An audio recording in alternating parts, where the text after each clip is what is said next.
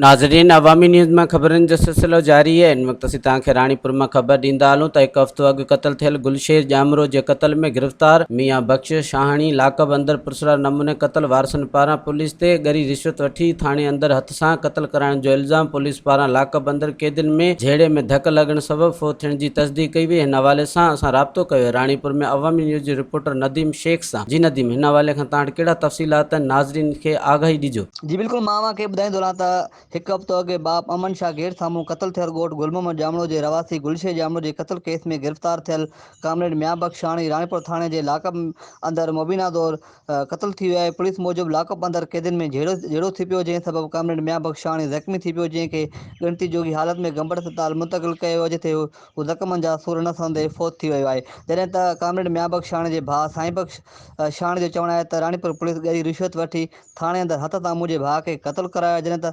थाणे अंदरि मुबीना दौर क़त्ल थियल मियां बख़्श शाहणी जे वाक़े जी ख़बर पवंदे ई शहर में ख़ौफ़ पकिड़िजी वियो। ख़ौफ़ में राणीपुर शहर मुकमल तौर ते बंदि थी वियो आहे।